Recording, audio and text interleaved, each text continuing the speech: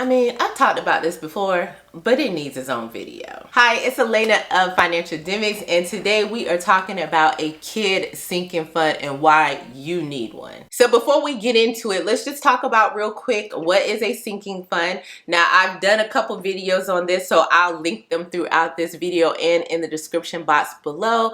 But a sinking fund is just an easy way to set aside money every month for something that you know you're going to spend money on. That's basically what it is. So I always say, think about a travel fund. I always try to bring it back to something fun, right? Think about a travel fund. You know you're going on this trip at the end of the year and this trip is going to cost $1,000. So you decide, okay, I'm going to just put aside $200 in this account every month for my trip. That is a sinking fund. That's exactly what it is. And when it's time for you to pay for stuff for that trip, you're going to pull the money out of that fund and pay for the items you need. So I've shared my sinking funds. I've talked about different sinking funds. I've talked about why you need them. And I've mentioned a kid's sinking fund more than once. But I really wanted to give the kids sinking fund a dedicated video because as I feel like I'm a seasoned parent now. I think I'm pretty seasoned in this thing. You know, I have a college student. And so I actually started doing a sinking fund years ago when my kid was growing out of his shoes every 3 months. And I was not prepared to be buying shoes every 3 months. So I decided to start a kid sinking fund. Now, personally, I think a kid sinking fund is probably the most overlooked sinking fund. At least when I look at different people's videos and they're talking about sinking funds, I typically don't see a sinking fund for the kids. I might see a sinking fund like if they know certain expenses are coming up, but with the kids sinking fund, you never know with them because they always have something that needs to be paid for, especially when they get to school age. Because I don't know about you, when you get out of that daycare age, you're like, yes, I don't have to pay for daycare anymore. I just have to pay a little bit for after school. But then they're popping up with all kinds of expenses, you know, like, okay, I have a field trip. We have this day. We have dessert day. There's a book fair tomorrow. Mom, my pants are too short. My feet hurt. My shoes are too small. I lost my coat. It's not in Lost and Found. I lost my glasses. Oh, and the insurance.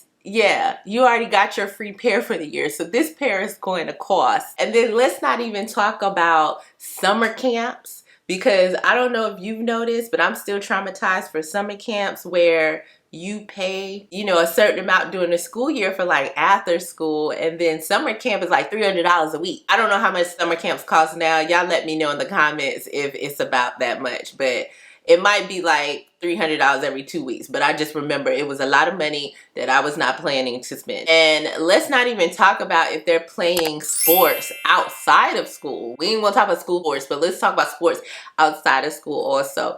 Kids always need money. It is always something that is coming up. It's literally when you get to that moment where you're like, okay, a break, and then the kid needs something. So this is why you need a kid sinking fund. When I tell you it makes life easier, you do not have to think, right? You just literally make sure that you just constantly fund the sinking fund. So let's talk about putting money into the sinking fund first. So I've told this concept to a few people, and some people like to have just like a fixed amount in the sinking fund, and that might work for you in your situation. If like childcare is good, like maybe you're home or maybe somebody watches your kid for you that you don't necessarily have to pay, things like that, or like you have a certain type of schedule. Maybe you teach and your kid goes to your school, and then maybe they don't do after school, and maybe you don't have to do summer camp because you're off in the summers.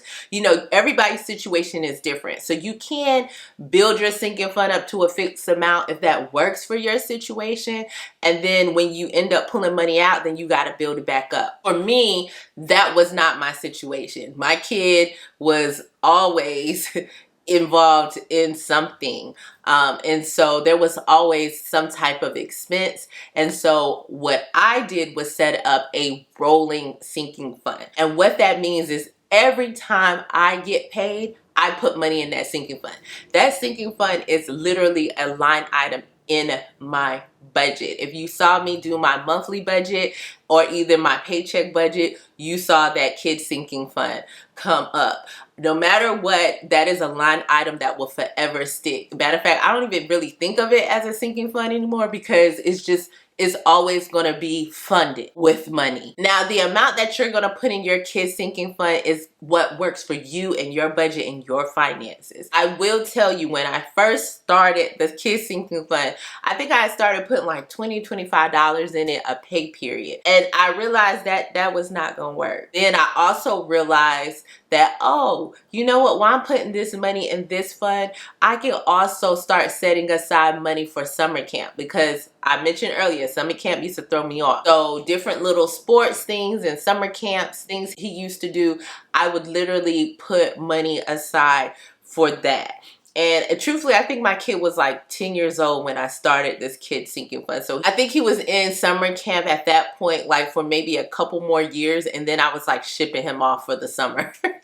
But still, I still had to put money into a sinking fund, because when you ship your kid off, you still want to send money. You don't want to put a burden on, you know, your family members or friends, whoever loves your kid enough to, to take them on for the summer. So you want to be able to have money that you can send. They can do things and enjoy life, and it's not a burden. So pick the amount that works for you.